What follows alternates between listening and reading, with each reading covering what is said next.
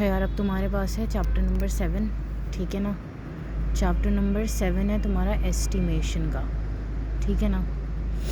Estimation में तुम्हारे पास सबसे पहले बेस्ट पॉइंट ऑफ एस्टिमेशन निकालते हैं। एक तो क्वेश्चन के अंदर लिखा होता है बेस्ट पॉइंट ऑफ एस्टिमेशन निकालें, ठीक है।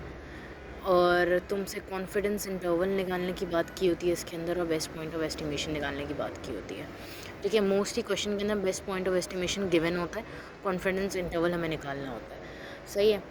अच्छा, अब आते हैं, पहला है तुम्हारे पास इस एस्टिमेशन के चैप्टर में एस्टिमेशन या confidence interval of population mean, ठीक है ना। आई गेस ये 7.1 में है मीन वाला, आई गेस एक्सरसाइज 7.1 है शायद। Confidence interval of population mean का फॉर्मूला होता है। अच्छा, पहले तो मैं जनरल ऑल में पूरा फॉर्मूला बता देती हूँ कॉन्फिडेंस इंटरवल का, ठीक है, क्योंकि ये मीन प्रोपोर्शन के हिसाब से फिर ये वाले फार्मूलाज चेंज होते रहते हैं।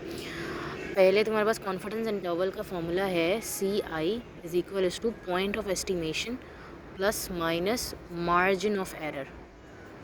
Margin of error, margin of error का मतलब है, फॉर एग्जांपल अगर किसी ने 100% पॉपुलेशन का डाटा निकाला है तो उसके सैंपल में कितना एरर हो सकता है, ठीक है ना, वो कहलाता है मार्जिन ऑफ एरर, ठीक है। मार्जिन ऑफ एरर का फॉर्मूला होता है मार्जिन ऑफ, ये जो है ना, ये पॉइंट ऑफ एस्टिमेशन को x बार से रिप्रेजेंट करते हैं, बीच में प्लस माइनस आता है z alpha by 2, and margin of error का formula is alpha under root n, ठीक है। मार्जिन ऑफ एरर का फॉर्मूला है alpha under root n। Point of estimation plus minus margin of error का formula होता है x बार plus minus z alpha standard मतलब क्या बोलते हैं इसको, मार्जिन ऑफ एरर, ठीक है। तो ये बना तुम्हारा पूरा फॉर्मूला हो गया, ठीक है। अच्छा, ये तुम्हारा पूरा फॉर्मूला हो गया। इसके अंदर कुछ आते हैं तुम्हारे पास केसेस, ठीक है।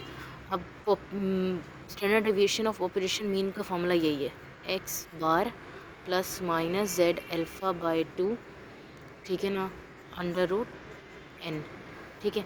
अच्छा, अब जो है ना, क्या होता है कि जब तुम्हारा n इज़ ग्रेटर देन 30, एक मिनट, नहीं एक्सप्लेन भी करना है, एग्जाम्पल के साथ देना है ना, बस एग्जाम्पल के साथ दो। n जब तुम्हारा ग्रेटर देन 30 होता है और सिग्मा नोन होता है, ठीक है ना, जो तुम्हारा सिग्मा नोन है और n इज़ ग्रेटर देन 30, तो तुम ये वाला फॉर्मूला लगाओगी, ठीक है। x bar plus minus z alpha by 2 alpha under root n, ठीक है। n ये हम टोटल अलग चैप्टर पढ़े हैं एस्टिमेशन का, सही है। तो अगर z अल्फ़ा बाई 2 लिखा है तो अल्फ़ा अगर तुम्हारा 0.5 है तो उसको डिवाइड करना है 2 से लाजमी, ठीक है ना, और उसके बाद जो वैल्यू निकलेगी ना 0.025 को जब तुम उसमें जाके देखोगे तो 1.96 होगा,